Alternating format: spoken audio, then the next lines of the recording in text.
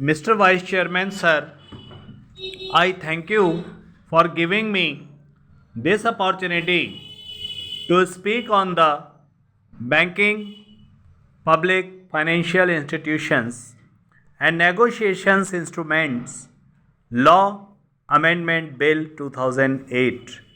Sir, if we go back to the history when the announcement was made by Shrimati Indira Gandhi, our former Prime Minister, we had seen that there was opposition even from the congressmen against the progressive thinking, and they said that the banks should not be nationalized.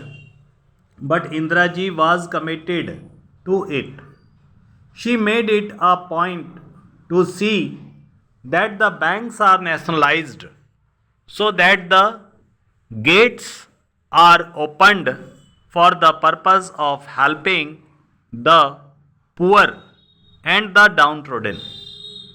Sir, we have to accept the fact that the banks have become public institutions nowadays, and even the poor people can go there and get loans. I would like to submit that in some banks, the system of lending money and providing financial assistance to the small businessmen, agriculturists, and the persons who are small vendors has not been taken very seriously. In the last year's budget, that is the 2008-9 budget, which was presented by the then finance minister, the thrust was given to agriculture. Rupees 2000 crores were allotted for the rural development programs, and rupees 3000 crores were given for the benefit of the agriculturists who are employed in the agricultural work. Sir, still I would like to say that the benefits have not reached them for the simple reason that the banks are looking at the agriculturists and also small businessmen and vendors by persons who will not be able to repay the amount. I would like to submit that the reality is that the big businessmen who have taken loans of crores and crores of rupees from the banks have not repaid the loans in time. There are several methods adopted by the banks to collect the money from the farmers who have taken the money for agricultural purposes. They collect from the sugar mills, they collect from the marketing societies, and from several places the money is collected from them. But the banks are treating the agriculturists as unwanted elements. That tendency among the bank officials should go. Now, sir, they have started a system of bank finances to the agriculturists within a radius of about 20 kilometers, which will definitely benefit the agriculturists.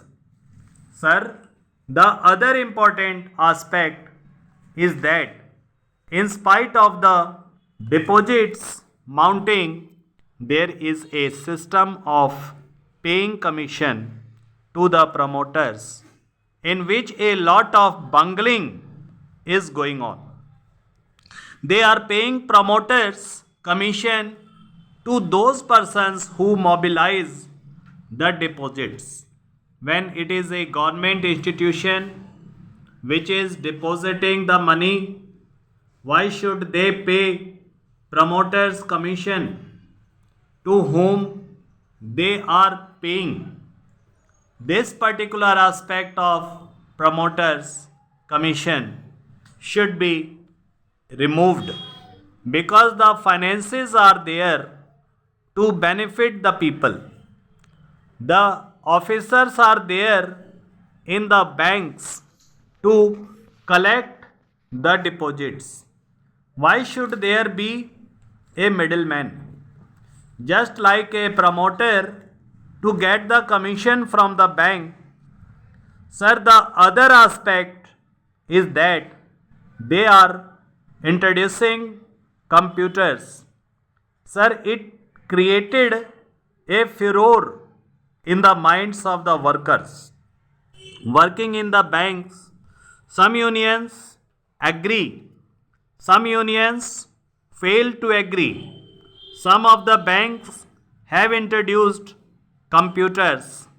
Sir, the assurance which is given by the finance ministry that the employees will not be retrenched and that they will be accommodated elsewhere should be followed. They should also find out the avenues for employing those persons in some allied works. They are opening new branches. They can accommodate in those new branches, sir, even in the rural areas, as the honorable member has just mentioned. The opening of the branch is not a discrete thing. When one Indian bank opens a branch in a particular village, immediately the state bank goes there, the UCO bank goes there. They do not apply their mind. They do not find out what will be the total business there. They should see to its viability while opening a branch. That system is not being followed. I am talking about the southern region. The banks want to have a competition there. But the competition should be on the basis of population there and the area in which they are operating. But simply opening a branch without transacting any business will be a burden on the bank itself.